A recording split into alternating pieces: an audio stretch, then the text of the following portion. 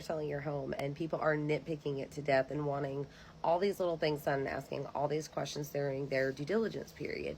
But I like to remind my sellers that the majority of them are going to buy, and they're going to be on the flip side of this very, very soon. So they need to remember that they may be in a position that they want to ask for something that a seller may think is just absolutely ridiculous, but in their mind it's not. So I always say that neither side is really wrong. It's just a matter of what are your pros and cons? How do you want to handle it? What is, your limit to what you are willing to do or willing to give up or willing to accommodate? And then as far as the buyer's side, it's kind of the same thing. Like, what is an absolute full stop for you? If they're not willing to fix a couple of little things, is it really going to make you not buy the house?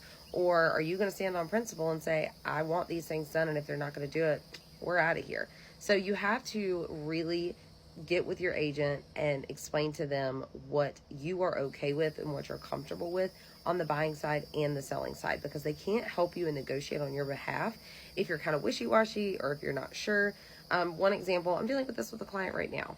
They have been asked to do some incredibly minor fixes, but the buyer's side wanted it to be done by a paid licensed professional. Well, my sellers were like, no, that's silly. We don't want to have to pay somebody to do these silly little things. We can do it. I have someone that I know that can take care of it. And so I said what my sellers were willing to do, talked to the buyer's agent, he talked to his client. Between the both of us, we had a candid conversation, just explaining our side of it, him explaining his side of it, and we came to an agreement. And sometimes the emotions get brought in from the actual seller and the actual buyer, and so that's why a lot of the negotiations are best left to the agents, because there's not really an emotional attachment there. So for us to be able to have that conversation, work through it, and say, this is what we all can agree to, everybody wins, everybody's happy.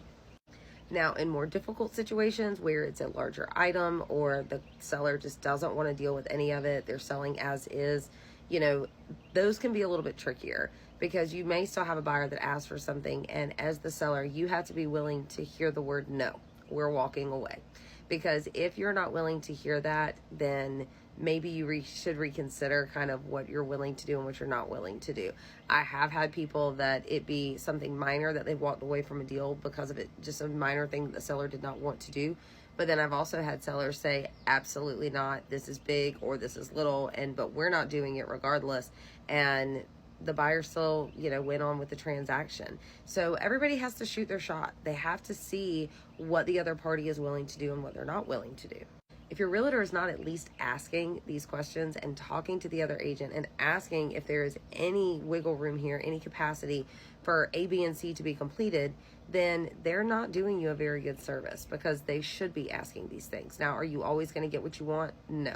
But do you have the opportunity from the buyer's perspective to walk away within that due diligence period if you're not getting what you feel that you need to be able to finish the transaction? Yes, you absolutely can. Some other tactics we use are to have the seller tell you, if you're on the listing side, what they know about the house in the disclosures, and then if there's anything that they know of that might come up on an inspection, to go ahead and be thinking about those things, which is what we're here for too, is to kind of walk around and say, hey, I noticed this over here, or I noticed that over there, I noticed the AC is older. These are some things that might come up during inspection period.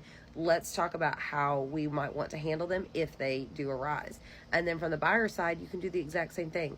You can talk to your buyer. Buyers need to be talking to their agents and say, hey, you're looking at houses in this price range, so therefore we're not looking at new construction. These are some things that could potentially pop up. Every single house they want to look at, you should be looking at those disclosures and saying, what are some things that might pop up? Is the AC older? Is the roof older?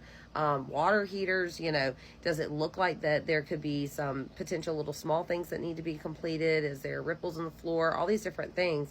And have that conversation with them. How important are they to you? Do you want to get a home warranty just in case? Do you want to ask them for a home warranty? That way you know where you stand with your client, and then your client has a better understanding before all the emotions really kick in to know, hey, this is actually what I talked about before. This is what I'm okay with. So I don't really want to lose this deal, even though I might want to do something a little bit different. I think I'm still okay with what my original decision was. My name is Morgan with Morgan Rountree Realty. I help people buy and sell all up and down the Georgia East Coast. So if you need any help or have any questions about some things that might pop up on a general inspection that we look out for typically, shoot me a message, call, text, whatever's easiest for you, comment here. I'd be more than happy to help.